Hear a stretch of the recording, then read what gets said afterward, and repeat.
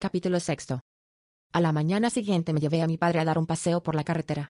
Hablamos animadamente de cosas insignificantes. Al regresar a casa, le propuse que volviéramos por el Pinar. Eran las 10:30 en punto, mi reloj iba bien. Mi padre caminaba delante, pues el camino estaba lleno de zarzas que él iba apartando para que no me arañara las piernas. Cuando lo vi detenerse, comprendí que los había visto y me acerqué. Cyril y Elsa dormían, tumbados en la pinaza, brindando una imagen idílica de la felicidad campestre. Todo había sido recomendación mía, pero cuando los vi así, sentí como una puñalada.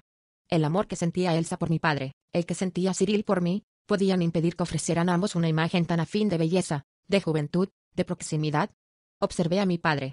Los miraba sin moverse, con una fijeza, una palidez anormales. Lo cogí del brazo. No los despertemos, vámonos. Lanzó una última mirada a Elsa.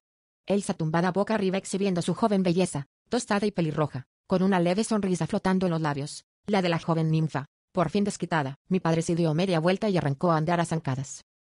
Será zorra, murmuraba, será zorra. ¿Por qué dices eso? Es libre, ¿no? No es eso. ¿Te ha hecho gracia ver a Cyril en sus brazos? Ya no le quiero, dije.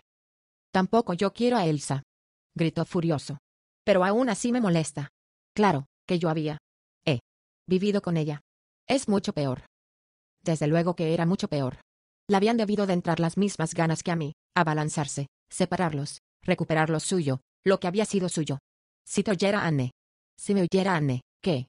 Evidentemente no lo entendería, o le escandalizaría, es lógico. Pero tú eres mi hija, ¿no? ¿Ya no me comprendes? ¿También te escandaliza? Qué fácil me resultaba dirigir sus pensamientos. Me aterraba un poco conocerlo también.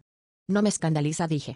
Pero en fin, hay que ver las cosas como son. Elsa olvida pronto y Cyril le gusta. La has perdido. Sobre todo después de lo que le hiciste. Son cosas que no se perdonan, si yo quisiera. Empezó a decir mi padre y se interrumpió, asustado. No conseguirías nada, dije con convicción, como si fuese natural discutir sus posibilidades de reconquistar a Elsa. Tampoco me lo planteo, contestó, recobrando el sentido común. Por supuesto, dije encogiéndome de hombros. Ese gesto significaba, imposible, muchacho, ya has pasado a la reserva. No abrió la boca hasta llegar a casa. Al volver, abrazó a Anne y la tuvo apretada unos instantes, con los ojos cerrados. Anne le dejó hacer, sonriente, sorprendida.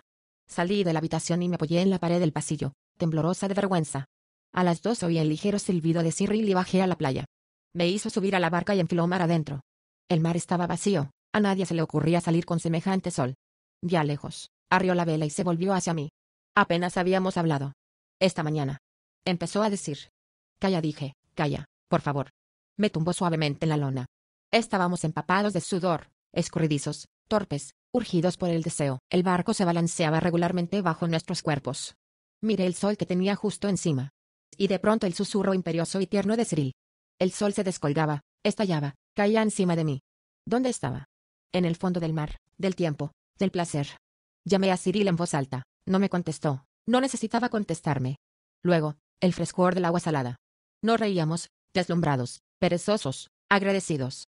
Teníamos el sol y el mar, la risa y el amor.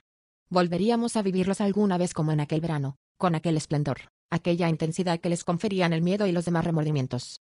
Al margen del placer físico y muy real que me procuraba el amor, experimentaba una especie de placer intelectual pensando en él.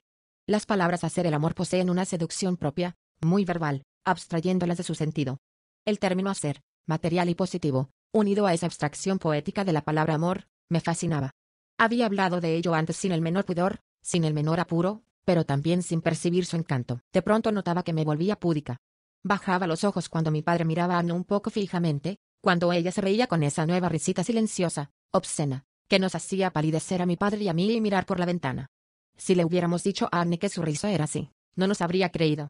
No se comportaba con mi padre como un amante, sino como una amiga cariñosa. Pero por la noche, sin duda. Me prohibía a mí misma tener tales pensamientos, aborrecía las ideas equívocas. Transcurrieron los días. Me olvidé un poco de Anne, de mi padre y de Elsa. El amor me hacía vivir con los ojos abiertos, en la luna, amable y tranquila. Cyril me preguntó si no me daba miedo tener un hijo. Le contesté que lo dejaba en sus manos y pareció encontrarlo natural. Tal vez por eso me había entregado tan fácilmente a él, porque no me dejaría ser responsable y, si tenía un hijo, el culpable sería él. Asumía lo que yo era incapaz de asumir, la responsabilidad. Además, me costaba tanto imaginarme embarazada, Con mi cuerpo flaco y duro, por una vez, me felicité de mi anatomía de adolescente. Pero Elsa se impacientaba. Constantemente me preguntaba. Me daba miedo que me sorprendieran con ella o con Cyril. Elsa se las ingeniaba siempre para que la viera mi padre, se lo cruzaba por todas partes. Se felicitaba entonces de imaginarias victorias, de los deseos reprimidos que, según ella, mi padre no podía disimular.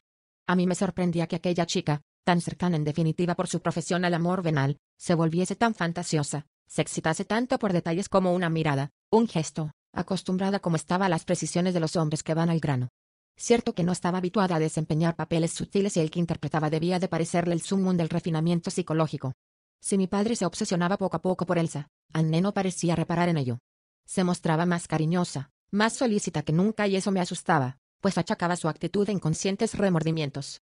Lo principal era que no ocurriese nada durante las 3 semanas siguientes, luego regresaríamos a París, Elsa se iría por su lado y, si seguían decididos, mi padre y Anne se casarían. En París estaría Cyril. Al igual que no había podido impedir que lo amase aquí, Anne no podría evitar que lo viera. En París él tenía alquilada una habitación, lejos de su madre. Me imaginaba ya la ventana abierta a los cielos azules y rosas, a los extraordinarios cielos de París, el arrullo de las palomas en la baranda, Cyril y yo en la cama estrecha,